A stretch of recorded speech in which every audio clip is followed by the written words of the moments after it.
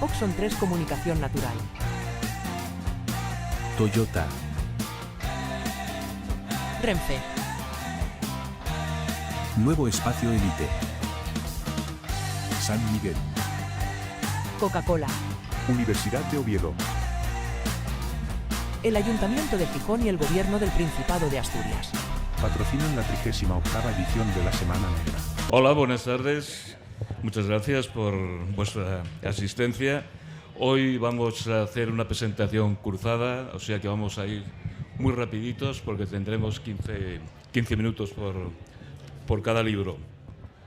Hoy presentamos un libro de Lluna Vicens, que es Los cuentos del lado oscuro de la luna.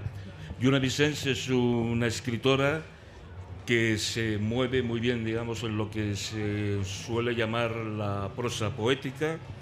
Dentro de esta prosa poética ha publicado 12 días una vida, El habitáculo y Allí donde los árboles tocan el cielo. Y luego tiene una novela negra terrible, que realmente es una novela de autoficción, porque relata pues una experiencia muy traumática que tuvo en su juventud, que es Mercancía robada, ¿no? Que realmente es una novela negra, ¿no? Y entonces yo lo que quería preguntarte es por qué sales, digamos, de esta zona de confort. Tu zona de confort es la prosa poética, salvo esa novela sobre una experiencia traumática. ¿Y qué es lo que te hace, digamos, escribir este libro de relatos? Bueno, muchas gracias a todos por estar aquí. Gracias a la Semana Negra de Gijón por contar conmigo un año más. Pues la verdad es que la culpa es tuya.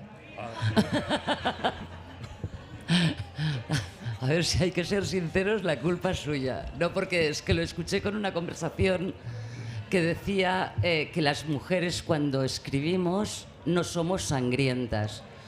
Supongo que es porque, como siempre, es la mujer, por desgracia, la que sale en el siguiente fragmento de texto diciendo es que ahora nos va a tocar limpiar. Pues este no fue el caso. Entonces dije, bueno, pues vamos a ver si es verdad. Y me metí en este berenjenal sin pensar cómo iba a salir y qué iba a salir. Y veo que salió bien porque mientras él los iba corrigiendo y los iba mirando, hubo un día que me dijo, cuando vengas a dormir a casa, te vas a dormir a casa de Silvia, en casa no te quiero.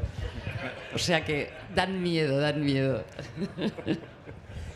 En todos los relatos de este libro fantástico y estupendo, que me ha gustado mucho, hay mucha sangre, hay mucha carne picada, hay mucho gin tonic, como advierte la contraportada de nuestro común amigo y escritor Víctor Claudín. Pero también hay muchísimo humor, ¿no? Y entonces es un buen maridaje, digamos, el humor con el género negro, digamos, para temperar situaciones que son tan terribles. A ver, cuando hay tanta sangre y tanta carne picada, como tú dices, y todas esas cosas, pues la vida de por sí hay que echarle humor, porque bastantes cosas ya no suceden y vivimos, y creo que una sonrisa muchas veces es necesaria, ¿no? Y bueno, yo es que tampoco me planteé, pues lo voy a hacer así. No, iba saliendo y bueno, hay notas de humor muy, muy divertidas. Que se trata de eso, ¿no? De quitar un poco de hierro al asunto. En los relatos de tu libro, se mata por celos, a veces de una forma aleatoria, pues se las carga alguien que no tiene nada que ver con el asunto. Efectos colaterales. Exacto, efectos colaterales. Hay una especial inquina hacia los ciclistas, claro, que no sé por qué. Ciclistas varones. Se topa también con la iglesia, porque hay un relato muy divertido, que hay un puticlub que se llama Monte Calvario. Lo siento si hay aquí alguien muy religioso, perdonadme, pero tan solo es un título y el nombre de un restaurante o de... Además, ese restaurante existe de verdad. Es un restaurante que se llama Mont Calvari, porque está en Barcelona y está en el puerto de Arenys. Y a mí me hizo gracia. Bueno, de hecho, las ubicaciones, muchas existen en los pueblos tal y como son. Y hay pinceladas de sitios que siguen existiendo todavía y que están ahí. Son comercios, son locales y están ahí. Ya. Luego digamos que hay unos que son como muy dramáticos, ¿no? A mí me impresiona mucho El hombre de los regalices, ¿no? Donde se lincha, pues digamos, a un inocente, que ese realmente hay algunos que no tienen humor, ¿no? Que no tienen humor y que son muy dramáticos, ¿no? Y este es uno de ellos. Los hay también ligeramente necrófilos, como Mis condolencias, ¿no? Que sale ahí un tanato práctico. Me estás asustando, a esta señora de aquí delante va poniendo unas caras, pobreta, no va a comprar el libro. No, pero está muy bien. Luego los hay muy románticos, como Silvia con guisantes. Bueno, con contigo hasta la muerte, ya lo sabes. Y los hay muy fantásticos, ¿no? O sea, hay uno que está, digamos, rozando el surrealismo, que es rojo como el esmalte de uñas, que aparte tú lo ambientas en esta población del Valle de Arán, que es Bosós, de donde tú eres comisaria de un festival, ¿no? Lo mismo que tú y que tú vives. Sí, yo también. Yo iba allí, ¿no? Y que Sandra viene como autora invitada. Exactamente. No sé, aquí todos nos conocemos. Pues ese especialmente, para mí es uno de los relatos que me ha gustado más, ¿no? Me ha gustado más porque todo empieza, o sea, lo que puede pasar cuando uno corta una pata de jamón, o sea, a mí me pasaría, evidentemente, entonces te rebanas un dedo, te rebanas todo, ¿no? Y es lo que le pasa, digamos, a la protagonista, ¿no? Y entonces es una maravilla porque es el discurrir de esa sangre que sale del dedo, de la que no sabe manejar muy bien el cuchillo jamonero, y esa sangre hace un recorrido por todo el pueblo y acaba en el río Garona, porque el río Garona, ese río fantástico y enorme, que es gigantesco en su estuario en Burdeos, pues resulta que nace en el Valle de Arán, ¿no? Entonces, a mí ese relato yo creo que es de los mejores, todos son muy buenos, por eso realmente me gusta muchísimo. Yo os recomiendo que si alguna vez vais a cortar un jamón, no pongáis nunca la mano aquí. Porque es lo que me pasó a mí en este dedito. Así aprendí que la mano siempre tiene que estar arriba. De ahí viene el cuento. Y porque cada vez que me miro el dedo veo la cicatriz, así que ya me acuerdo. Y luego hay dos relatos que están inspirados en hechos sucesos reales, como son La nueva maestra y Toda llamada tiene un coste. Habla un poco de ellos, por favor. La nueva maestra, supongo que por desgracia todos recordaréis el asesinato de Laura Luengo, la maestra que asesinaron, y evidentemente no es el nombre ni de Laura Luengo, pero sí que cogí esa historia para escribir ese relato. Hay una parte que a mí no quise entrar y se lo dije a él.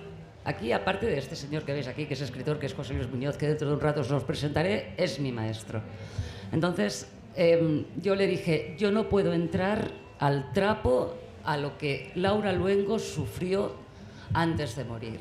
O sea, y lo corto, y quizás los que compréis el libro y lo leáis diréis, ostras, como que falta algo, ¿no?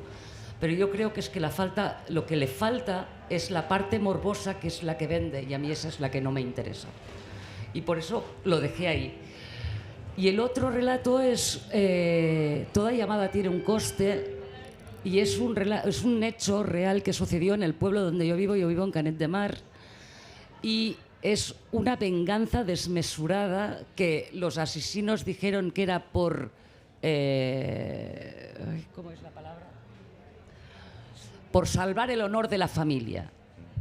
Y la historia es que un crío de 26 años llamaba haciendo bromas con respiraciones obscenas de... No hacía nada más, no hacía ningún mal. Y el padre y el hijo de una señora asesinaron a este crío de 26 años. Pues sí. Realmente la broma salió carísima, ¿no? La llamada salió cara. Sí, salió carísima. Hay humor, hay amor, hay desgarro, hay violencia, también hay compromiso social en estos 22 relatos que componen este libro. Y son relatos, digamos, que se pueden inscribir dentro de lo que llamamos el noir doméstico, ¿no? ¿Por qué? Porque pueden suceder todas estas cosas en nuestro entorno más cercano, ¿no? Ya se sabe que el lugar más peligroso del mundo es la propia casa, ¿no? La cantidad de gente que muere en su casa porque se cae por las escaleras, se corta, le salta el aceite en la cara y en los brazos, etcétera, etcétera, ¿no? O sea, no hace falta, digamos, irse, digamos, a un país peligroso, porque lo más peligroso es la casa propia, ¿no?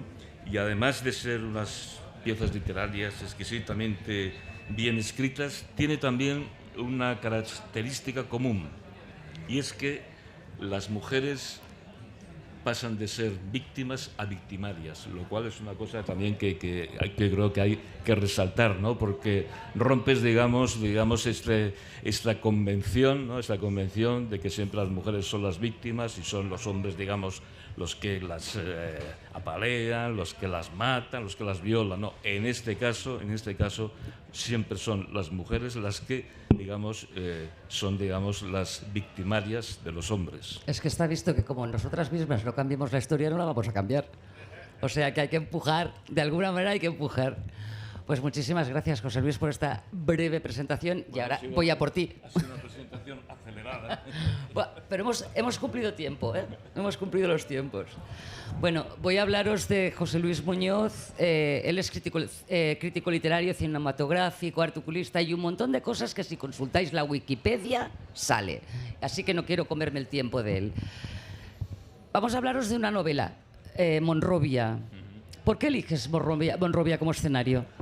Pues bueno, Monrovia se remonta, digamos, al siglo pasado, ¿no? A los años 80 del siglo pasado. Yo estaba viendo, digamos, noticias en un televisor que me imagino casi que sería en blanco y negro, y entonces pues salían unos acontecimientos muy violentos en Liberia y en Monrovia, ¿no? Precisamente era la ejecución pública de un dictador que también era un tipo muy sanguinario, que se llamaba Samuel Doe. Hay que entender también, digamos, un poco, digamos, lo que es este país, ¿no? Liberia, ¿no? Liberia es el primer país de África en conseguir la independencia.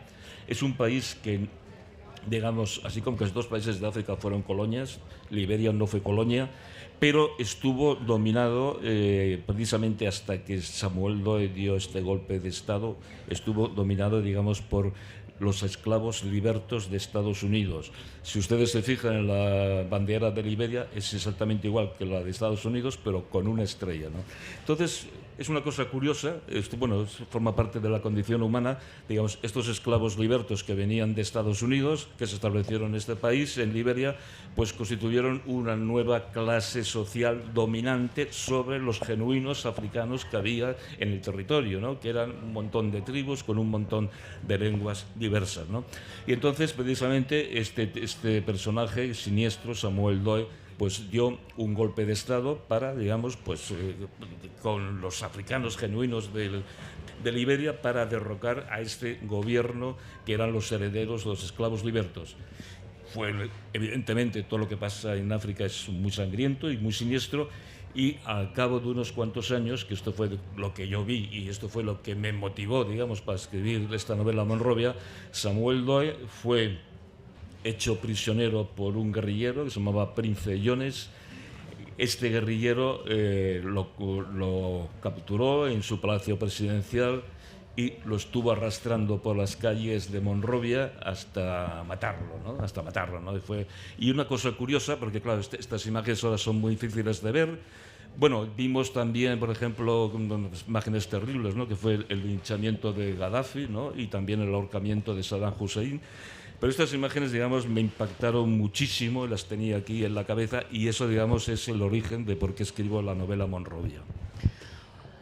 El protagonista de la novela es Agustín Serc, un tipo que bueno, todo le sale del revés.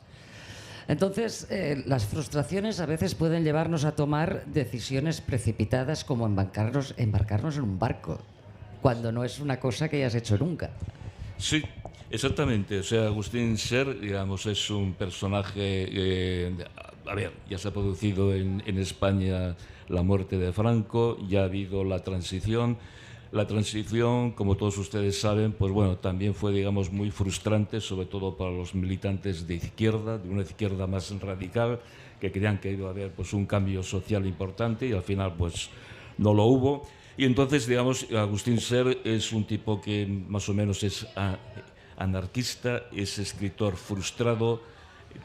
En muy pocos días todas las cosas le van fatal. Aparte, pues descubre que su mujer le es infiel, el trabajo en el que está inmerso, que es un trabajo totalmente burocrático de oficina, pues no le gusta nada.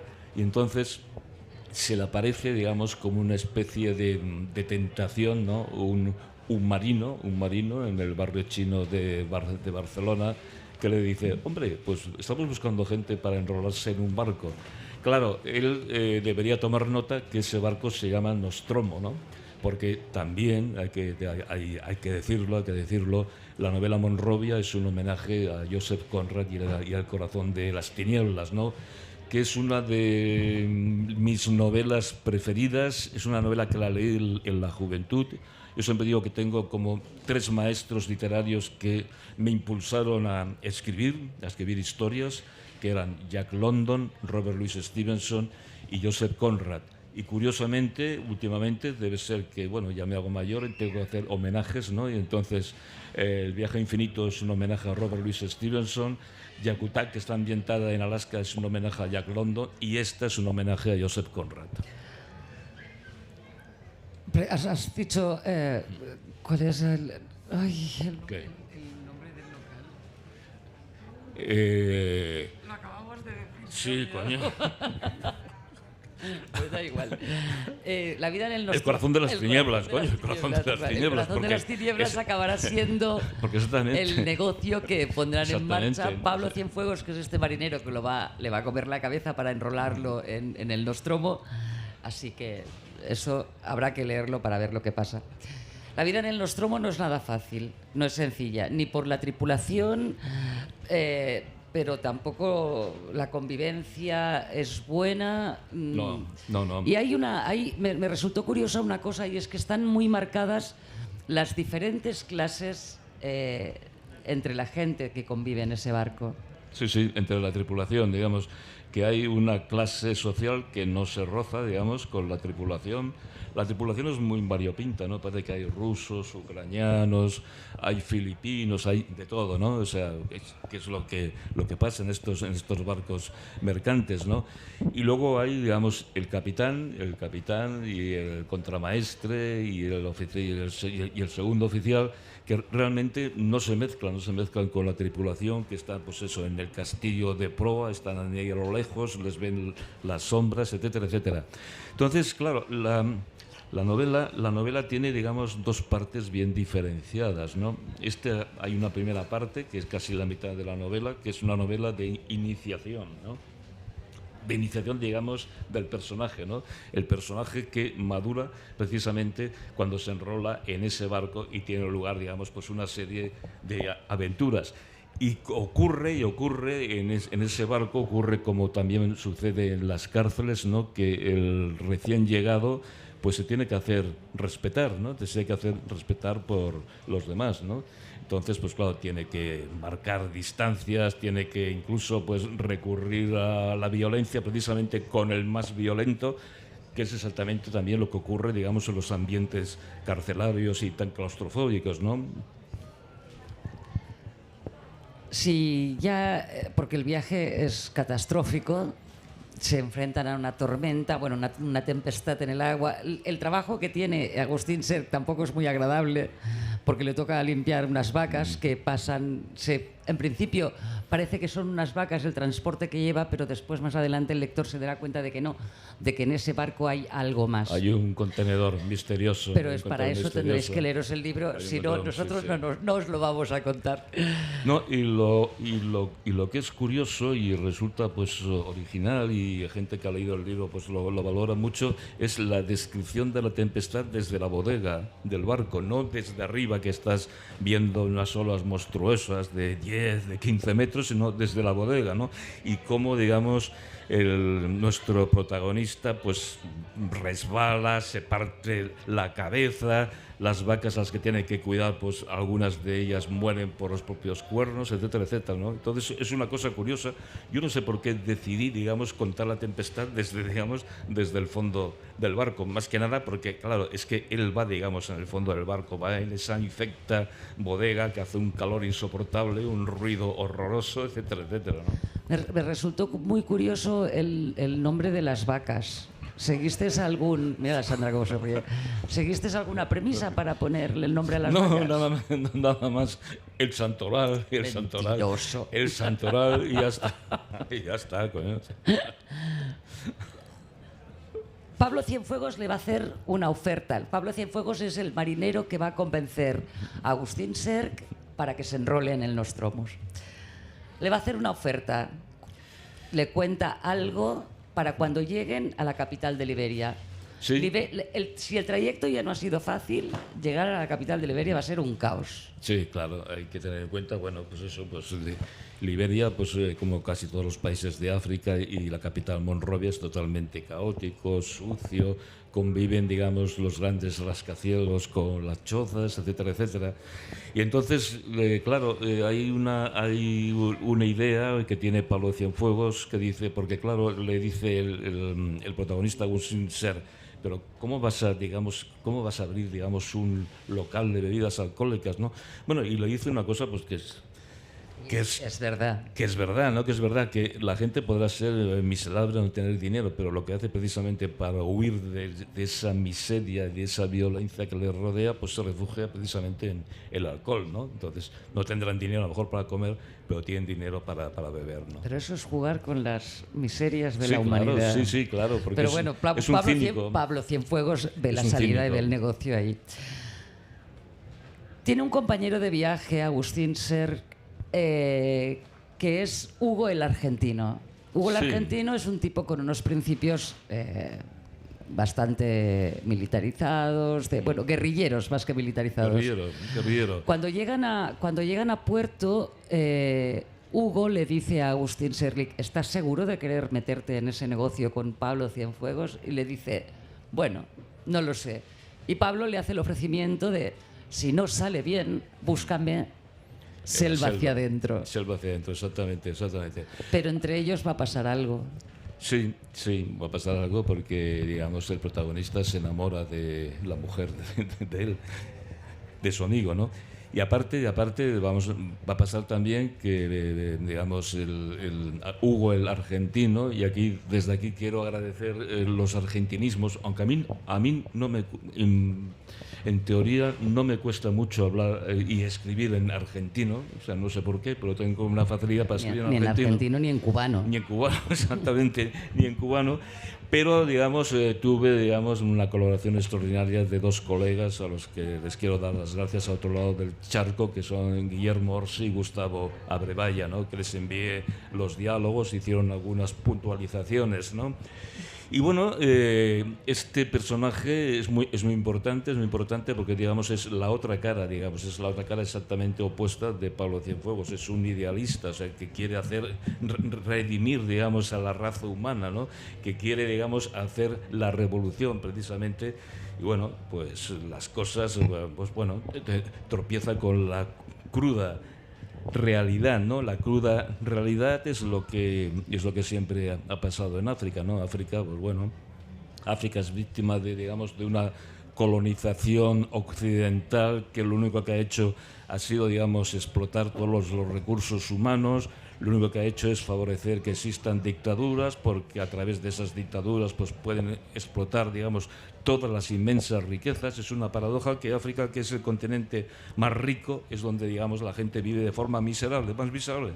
¿Y por qué vive de forma miserable? Pues precisamente, digamos, por la explotación que estamos haciendo nosotros de sus recursos, ¿no? Y aparte, y eso también se habla en la novela, ¿no?, que es, digamos, el disparate, digamos, de la partición de África, ¿no? La partición de África cogieron una regla y dijeron, esto es un país, y pusieron, pues, tribus que estaban enfrentadas desde hace siglos. Bueno, les interesaba precisamente, ¿por qué? Pues para que se mataran entre ellos, para vender las armas y para saquear los países.